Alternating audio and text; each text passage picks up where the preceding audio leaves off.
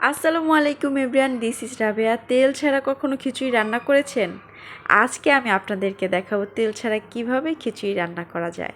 তো প্রথমে আমি একটা কড়াই নিয়ে নিয়েছি। কড়াইটা ভালো করে গরম হলে তার মধ্যে দিয়ে দিব পেঁয়াজ কুচি পরিমাণ মতো। চাল ডাল আন্দাজ করে আমি পেঁয়াজ কুচি নিয়েছি। তো পেঁয়াজ কুচি দেওয়ার পর আমি দিয়ে দিলাম চর্বিযুক্ত গরুর মাংস। গরুর মাংসের পরিমাণ একদমই কম, চর্বির পরিমাণটা একটু বেশি। আর এই চর্বি থেকেই যে তেলটা বের হবে সেই তেল দিয়ে আজকে খিচুড়ি রান্না করব।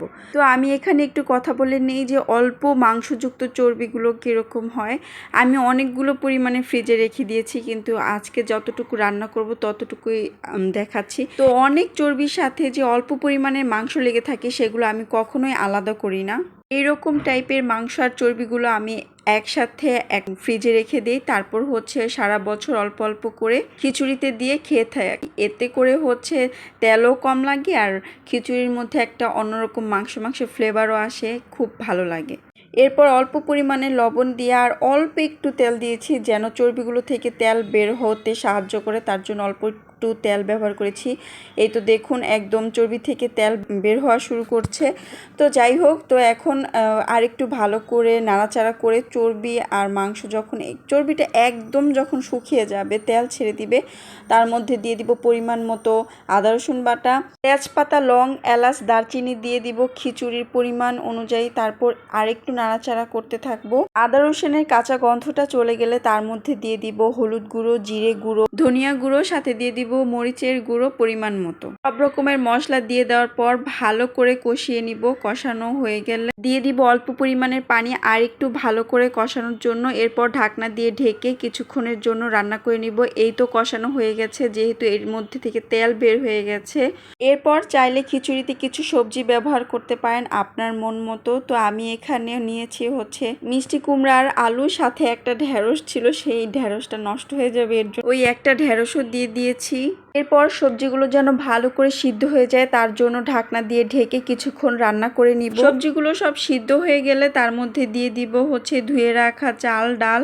আমি আজকে খিচুড়িতে মুসুরির ডাল আর মুগ ডাল ব্যবহার করেছি। এগুলোকে ভালো করে ধুয়ে এখন সবগুলো কষানো মশলা আর সবজির সাথে ভালো করে মাখিয়ে নিব। চাল আর ডালগুলোকে ভালো করে নাড়াচাড়া হয়ে গেলে তার মধ্যে দিয়ে দিব পরিমাণ মতো পানি দিয়ে বেশ কিছুক্ষণের জন্য ঢাকনা দিয়ে ঢেকে দিব যেন চালটা ভালো করে ফুটে যায়। খিচুড়ির পানিটা যখন একটু শুকিয়ে আসবে তার মধ্যে দিয়ে দিব শাক। আমি শাকটা দিয়ে ভালো করে খিচুড়ির সাথে মিশিয়ে দিচ্ছি। তারপর ভালো করে নাড়াচাড়া দিয়ে সব জায়গায় যেন শাক পৌঁছে যায় এর জন্য আরেকটু নাড়াচাড়া দিয়ে নিলাম। আর খিচুড়ি রান্না একদম শেষ পর্যায়ে। তো শেষ পর্যায়ে এখন আমি এখানে দিয়ে দিলাম ধনিয়া পাতা, আর ধনিয়া পাতাগুলো দিয়ে আরেকটু ঢেকে দিব। আরেকটু না, বেশ কিছুক্ষণের জন্য ঢেকে রাখবো যেন একদম চাল ডাল সব কিছু ফুটে একদম পরিপূর্ণ হয়ে যায়। চুলার আঁচটা একদম লোয়ে ছিল। তো বেশ কিছুক্ষণ পর ঢাকনা উঠিয়ে দেখুন আমার খিচুড়ি একদম হয়ে গেছে।